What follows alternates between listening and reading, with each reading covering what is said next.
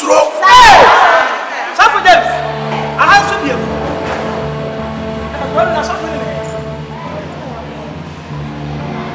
I have so much. I don't know. Yes, and my bow was who have a way to get to the. I don't know. Yes,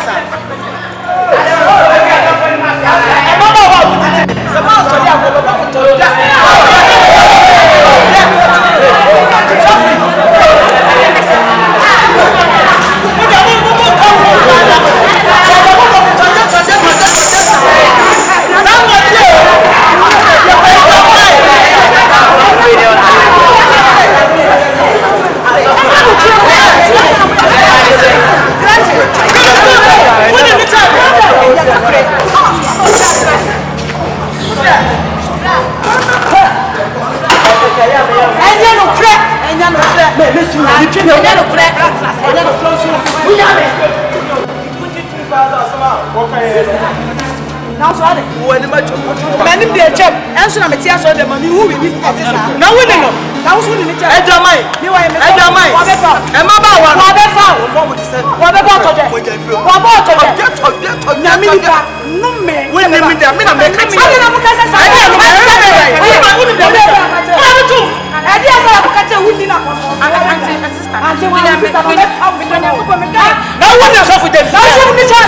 wouldn't even China. I'm sad about it. Who's in the same for my way? And then my salon and then never punish me. What if Rasamanka said? Never mustn't do that. Now, I make a choice. I make a choice. Type said, open my mouth. Just I saw them. And then who said when my job was there? What do you say? I'm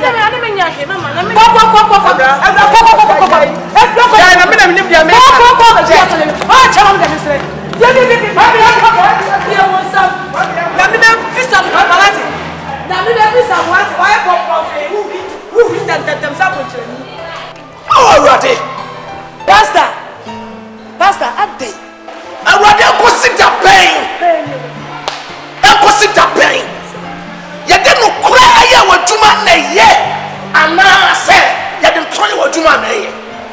How already? I don't do already. I rather so one in one yama on my problem already. Anyway, he tell me. Min kwachi mi nyankopon itima fo ni mi buafo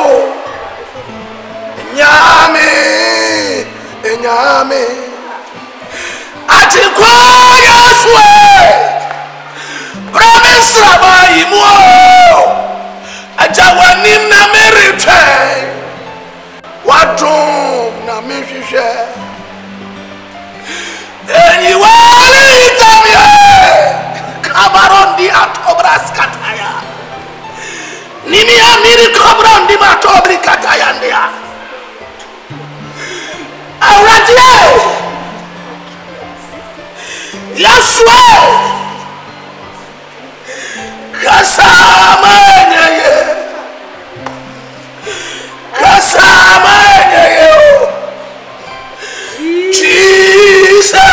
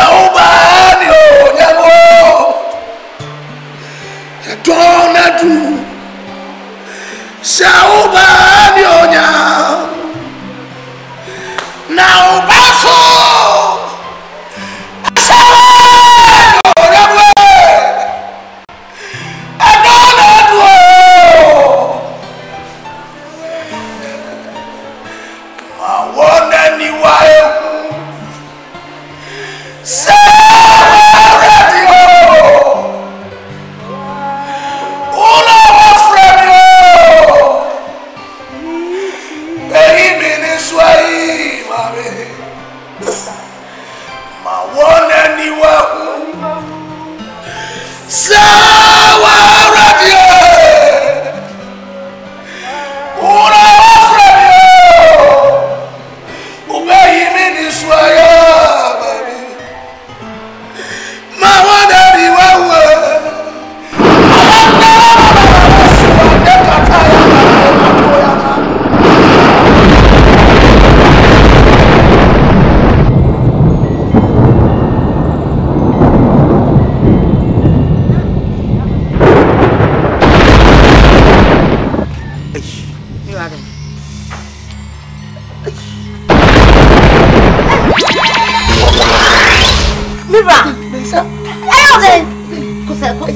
Sorry.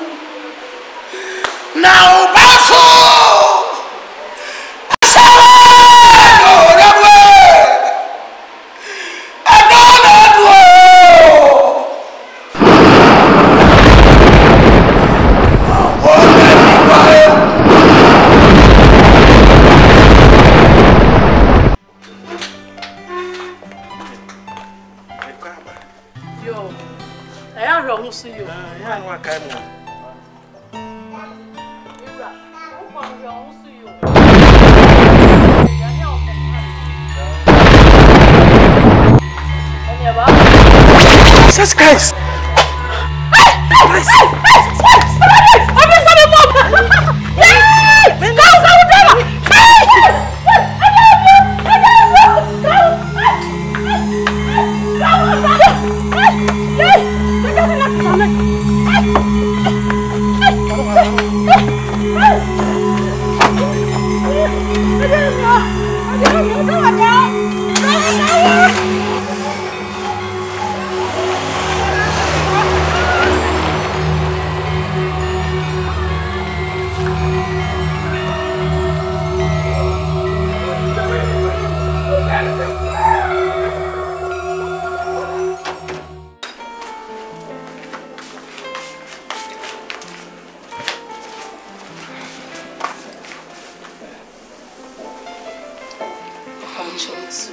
Thank you.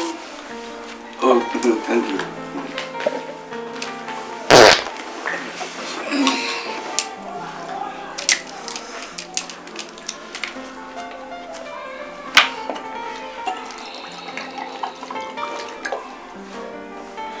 It's okay. Thank you.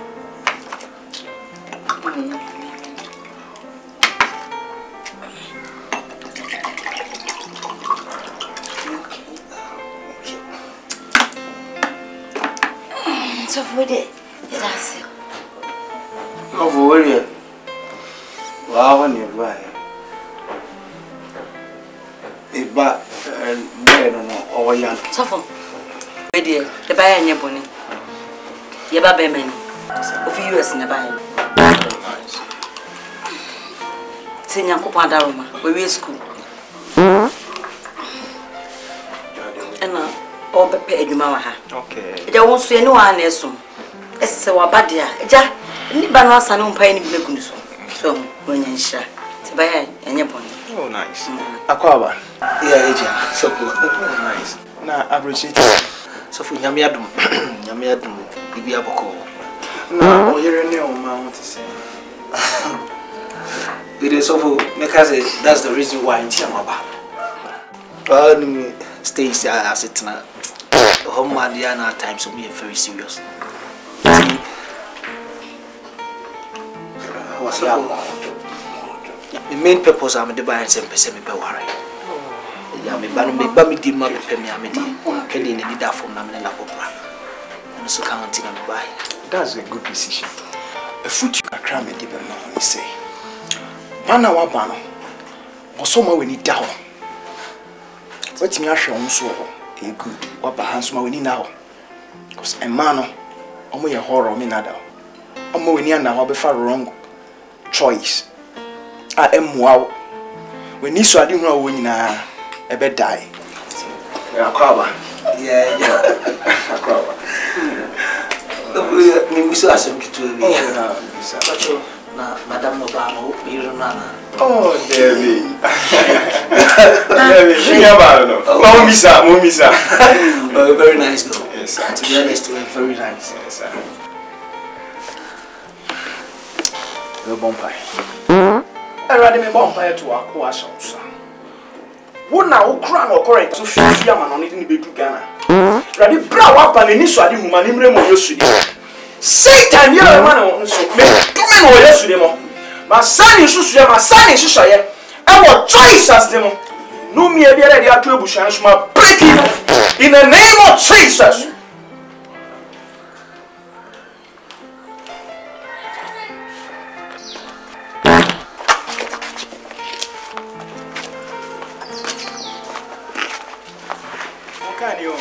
Nsohwe. Oh, beautiful. Me be against no. But Nsohwe.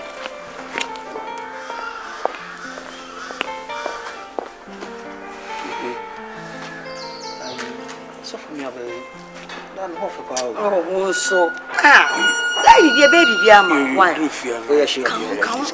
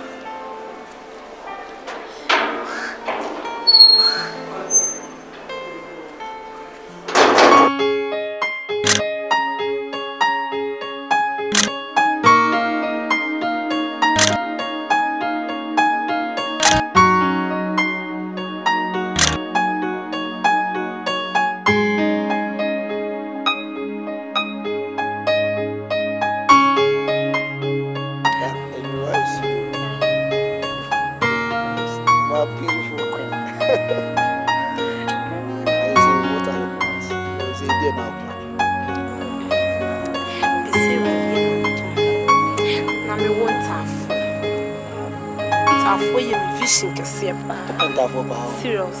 When was it good? It's no new and your friend than Ataya. Me am Snamakume. I love me your twins, son. Then you want to walk back home. The age of some 2 years. And I remember Mammy. When you be about and the so many babies. And I feel that there's a good chapter. Oh, you back with you.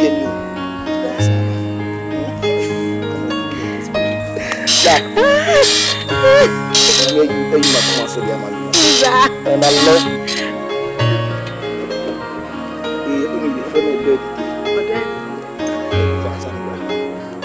that's a shame. You'll be crying. That's what do oh, China, seriously. So cramming for them. First time you suffer. To be honest, Yakupon Fanny, I think would be our no ma, oh, man, no more. Now, send me 7 years now. And yeah, meeting and I'll buy you. Oh, sir, a meeting I'll buy. Yami, you are this way, you are the movie chance and the Mama, if you can't jam me, Mamma, in himself, me, I dear, man, one ever said, hey, I saw Mamma, Papa, which is not Pampaso. Oh, are they? Fair! What's the one to Tisu and not Pampaso? Madame, what to say?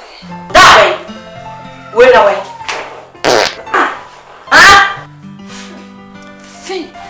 Otomoda. What is trouble? Cacao, so Otomoda. Wait, any copy I can send out one. Join a bone. I'm so ready, a broso. Hey!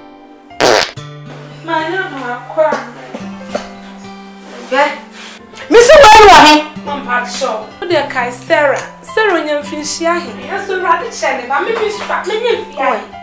Found to Sarah. And mother baby or Bible. When you be a Moses Sarah. Oh, the Lala home. Elizabeth home. Any woman. Friends there about fear. And the Lala home no woman. A buff room if you want. Well, I never said about Jesus Christ. And no starting for a pro. What do you want to day? This was you know. Not a baba promise. But never seen. The following month, now you have no the quash here. What she had to do, my ass in there, Nkawa spam Ben, bit me a goose of air. Nkawa.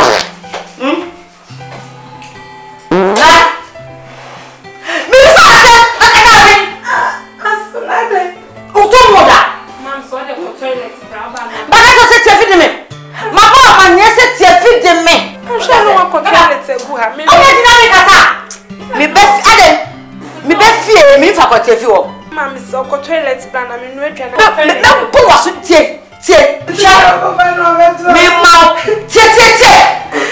me mouth, you know.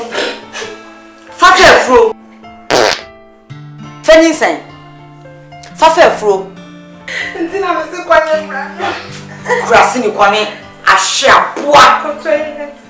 Young Candy, what I say, can't you see? That's all count days, you know, send me back on him. What's it? What's it? Me mouth, you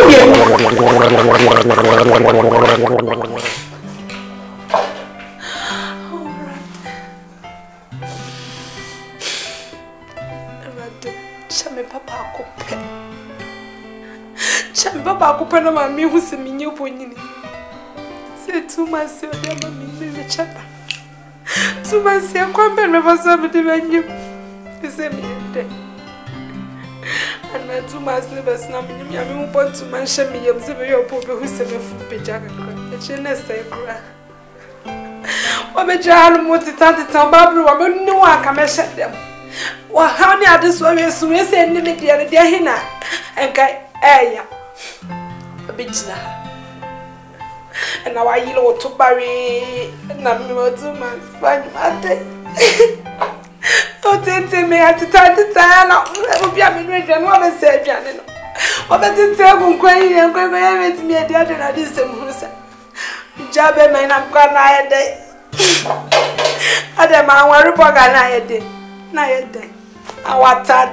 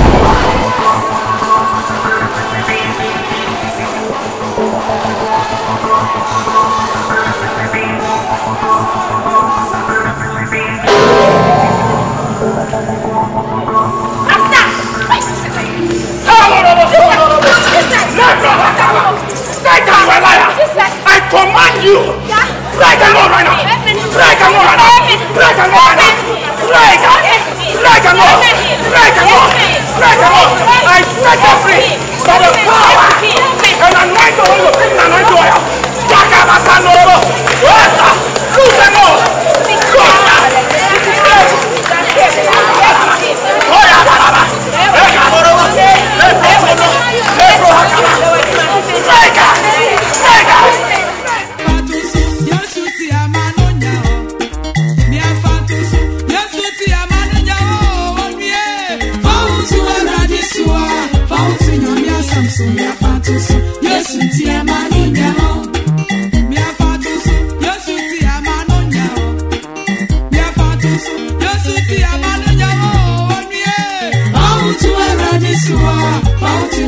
samso ya fantusu Yesu tia manina Fautu eradisua Fautu nyambia samso ya fantusu Yesu tia manina Fautu eradisua Fautu nyambia samso ya fantusu Yesu tia manina